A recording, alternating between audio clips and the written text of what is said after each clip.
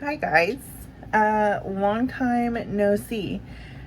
I actually was sitting here getting ready, which I'm still going to do while I'm recording, and I was like, you know what, like I have made these people wait so flipping long for an update. You guys are probably like thinking I dropped off the face of the earth, and that's kind of the case. But I know a lot of you guys are or were invested in my IVF journey and pregnancy journey as a 37-year-old plus size person. And I thank you guys for following along with me during all of that. And I kind of wanted to just hop on and update you guys with what has been going on. This video is not going to be anything fancy because I don't feel like editing a video, nor do I really have time. But I was like, you know what? I actually have some time right now while I'm getting ready for my son's physical therapy appointment to update you guys on my life and what has been going on. To be honest, I don't even know what I last updated you guys on. Like, I don't know how far along I was in my pregnancy or anything like that, but I promise there's a reason why apparently I can't talk and put on mascara. And this is not a beauty makeup tutorial, hair tutorial vlog or whatever, so don't come at me. I look like a bridge troll 98% of the time, and I'm actually doing something with my hair and makeup today because I have to take, like I said, I have to take my son to physical therapy. My son is my 11-year-old, if you are new here. He is on the autism spectrum, and we have started doing some physical therapy for him because he has a little bit of in-toeing and tippy-toe walking, and we're trying to help him with that once a week. So yeah, I know you guys are like, that's cool and all, but we want to know about the baby. So, and I will show you her. She is here, obviously. So the reason I kind of just went MIA is because, so everything was fine and then it just wasn't. I was due May 28th and I had her April 16th. Basically I started getting preeclampsia, but they were like, you know, as long as your blood pressure stays under control, we'll let you go as long as possible. And, well, not as long as possible. They scheduled me for a C-section at 37 weeks. And I just realized I don't want to, like, do the rest of my hair because I don't want to show my armpits on camera, and they're not hairy. I just feel weird showing my armpits on camera. Anyway, so they were gonna do, I'm also using my phone as a mirror, so yeah, look at that. They were gonna do a C-section at 37 weeks as long as my preeclampsia didn't get crazy, right? So a couple times since we last chatted, I had been like sent over from my OB appointment over to like the emergency, I don't know what it's called, like the emergency OB department in the same building, for monitoring, just to make sure, or like during non-stress tests and stuff, because they were doing those weekly there towards the end as well. And if things looked a little whatever, they would send me over to be hooked up to monitor me and the baby. And things were okay. And my big thing was, I remember being monitored. It was like the weekend before my baby shower, or the week before my baby shower. My baby shower was April 8th, I believe. And they were talking about like admitting me and delivering the baby. And I was like, please no. Please don't make me miss my baby shower. So they didn't end up doing that, thankfully. But a week later, I had went out to lunch for one of my friend's birthday, and I got home and I was just not feeling the best. I was experiencing like discomfort in my upper abdomen, and I was reading about it, and they're like, yeah, that can be a sign of, oh my gosh, I can't even think of what it's called now. A sign of something that's like not good. And I was like, well, and then I like was monitoring my blood pressure, and it was pretty dang high. And I was like, you know, I think I should just go. And I didn't want to because it was a Saturday. At this point, it's Saturday evening. But I told my husband, I was like, I'm just gonna go get checked out just to make sure me and baby are good. And you guys just stay here. I'll be back. So he's like, okay. He's like, are you sure you don't want me to go with you? I'm like, no, it's fine.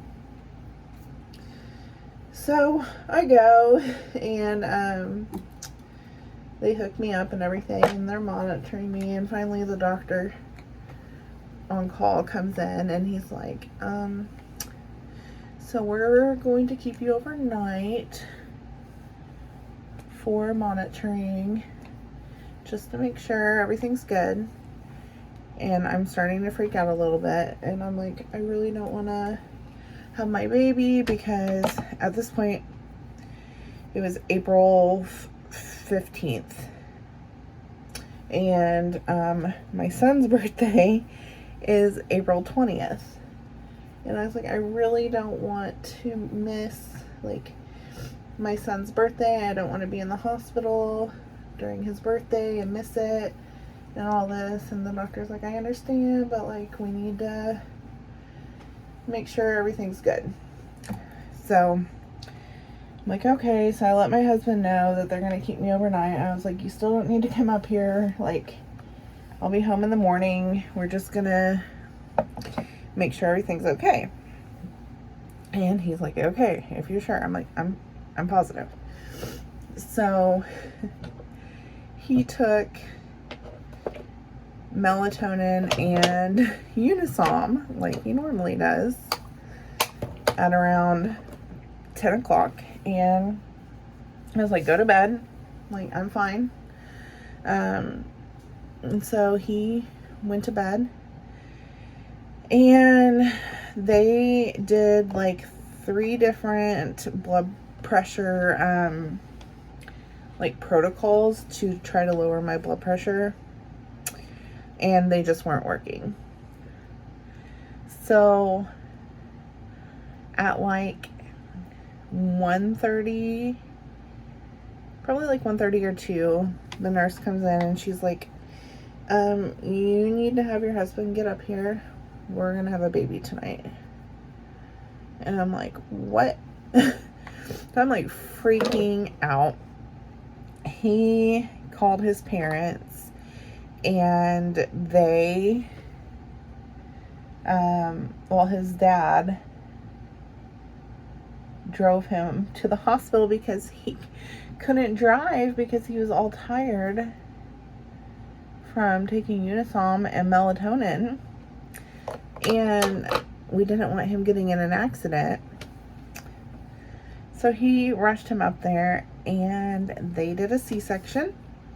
And baby girl was born at 3:06 a.m. on April 16th. She was 7 pounds, 7 ounces. And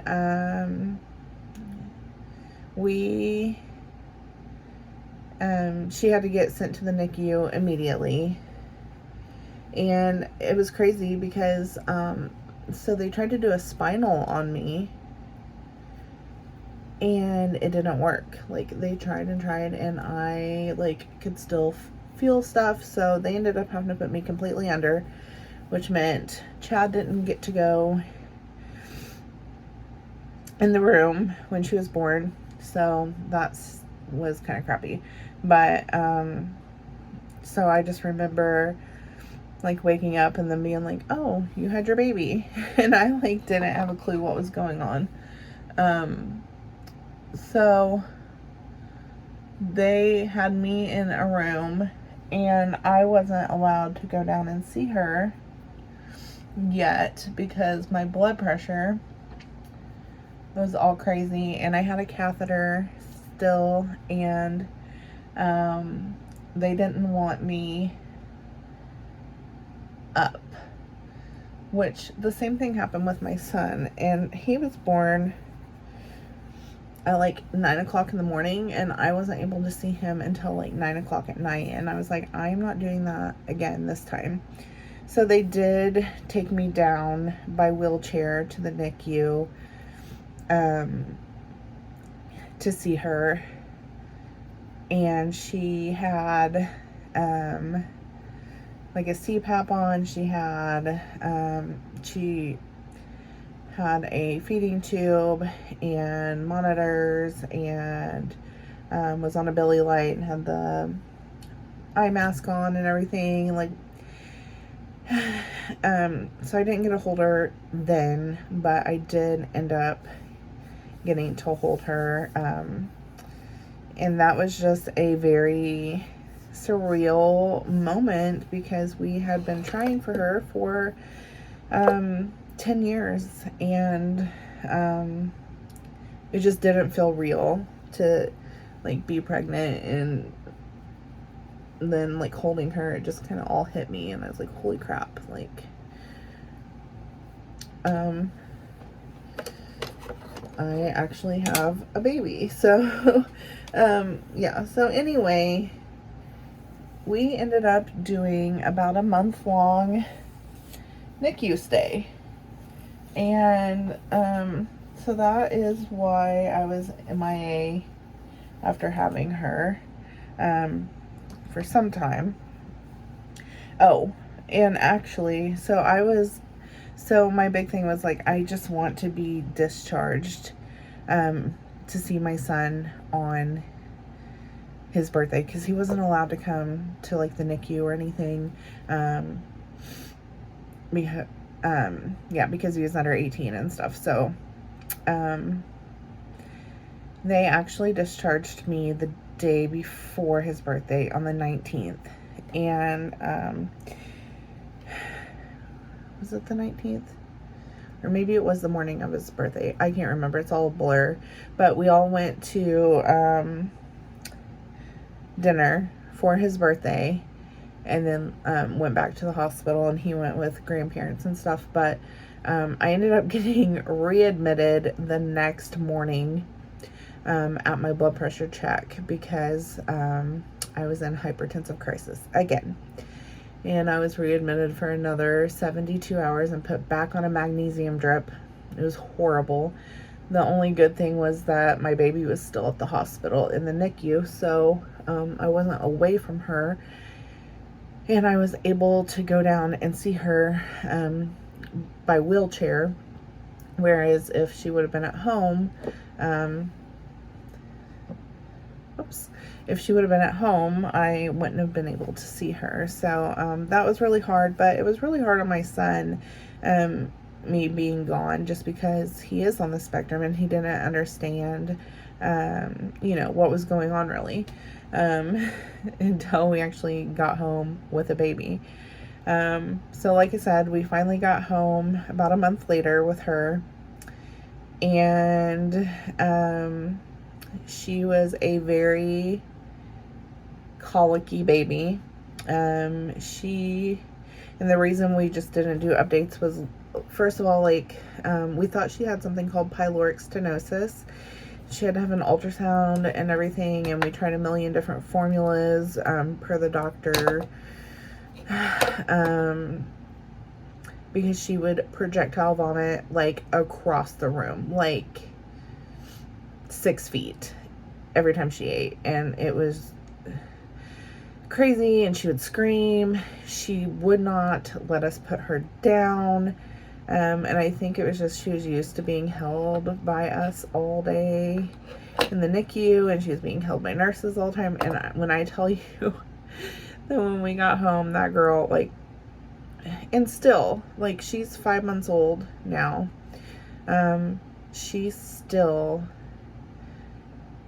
has, like, bursts where she just, no, you will not put me down, you're going to hold me all the time. And it was really hard. She would literally scream bloody murder if we even put her down to go to the bathroom. So thankfully my husband had paternity leave, but once he went back, I had no time to do anything. The last thing I had time to do was film a video, so I apologize. But she she was just a lot. And whoa, that's really up close, and I don't know how to, like, it looks like I'm looking at my phone, but it looks like I'm looking somewhere else. So anyway, she's pretty chill these days for the most part. She still prefers to be held, and I'm wondering if she's right on the other side of this wall. And I'm gonna show you guys her. Oh, she's just chilling in her jumperoo. But this is, hey, look, hi, look. This is baby Evie. Her name is Eva Lane. She is named after my husband's grandma that passed, Eva, and my mom who passed. Hi, are you looking at me? My mom who passed, Elaine, and so we named her Eva Lane. Yeah. And we call her Evie. Yeah. You listening to your Coco Melon? Yeah. Hi. So that's her. Hi, baby. Hi. Hi, baby. I can't see what I'm recording because I'm holding my phone. Yeah, he's a good girl, huh? Yeah, he's a good girl. Big girl. Jump, jump, jump, jump, jump. Say hi, everybody. And she is now, oh my goodness. She is now 5 months old, and she's probably about 20 pounds now. And she is in 9-month clothes, some 12 months. She's a very big girl, and yeah, that's her. And she's here and doing awesome, and we are just so thankful for that. And I'm sorry that I left you guys hanging for so long. I kept meaning to do updates. I kept telling you guys, yeah, I'm gonna do one soon, and just life has been crazy. And on top of that, my son's in full-time ABA therapy, so I have to get both kids up and out the door by 7:30 every morning and take him. Then we get back, and then it's just me and her until my husband gets home. Then as soon as he gets home, I run out the door and I go pick up my son. Then we get home and it's baths and dinner and playing and bedtime, and I feel like there's just not enough hours in the day. So that's why I've been MIA. But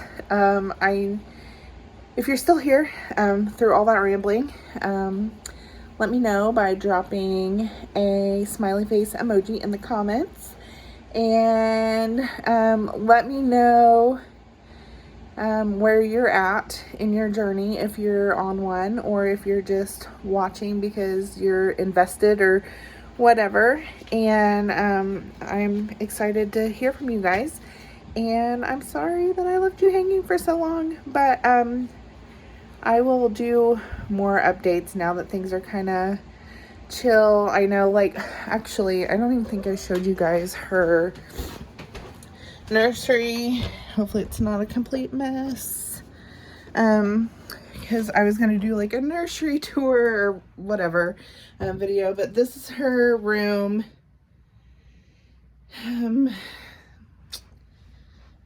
Curtains, recliner, and changing table. That's the dresser.